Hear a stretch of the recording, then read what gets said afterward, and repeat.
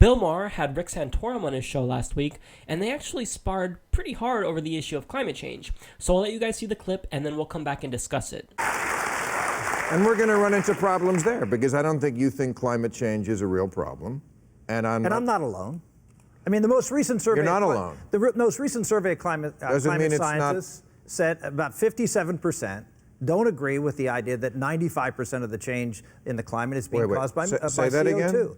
There was a survey done of 1,800 scientists, and 57% said they don't buy off on the idea that CO2 is the knob that's turning the climate. There's hundreds of reasons for climate change. I don't know what ass you're pulling that out. I'm not.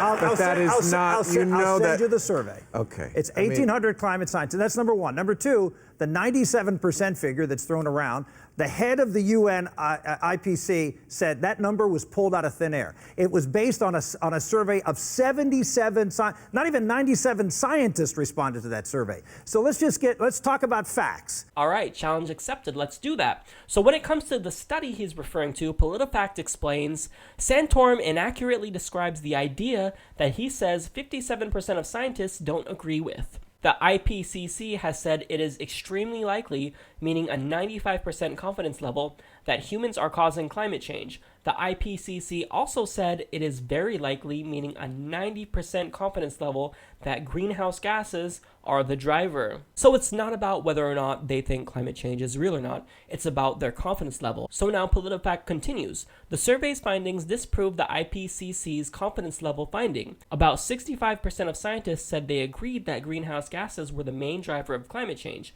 Of those scientists, 65.2% reported virtually certain or it was extremely likely that their estimate was correct, corresponding to a 95% or higher confidence level. That means, according to Maher, about 43%, 65.2% of 65.9% were extremely confident that greenhouse gases were the main driver of climate change. In other words, 57% weren't 95% confident. So in short, the 57% of scientists he's referring to do not reject man-made global warming. Now, don't take my word for it. The actual author came out and talked about Rick Santorum's interpretation of the study.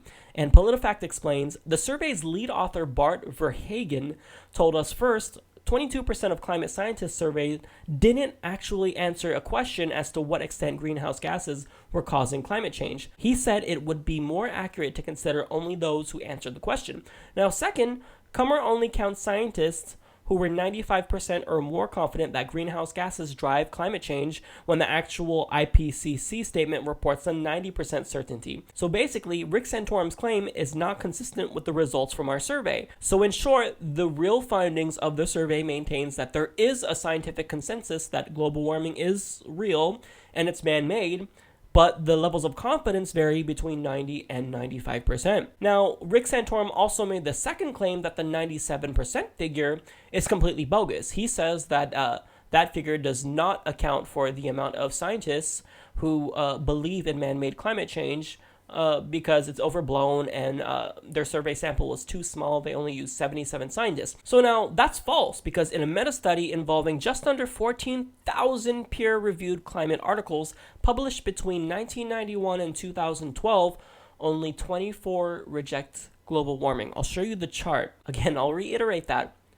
Out of 13,950, only 24 reject global warming. So the conclusion is that Rick Santorum is 100% wrong. He doesn't want to talk about facts. He said he wants to talk about them, but he's lying to you. He wants to manipulate the facts and misinterpret these studies to suit his political agenda. But that's not going to work, because we see right through you. Bill Maher was right to call him out, and I'm really glad that Bill Maher didn't let up, that he really challenged Rick Santorum on this, because it's complete lies.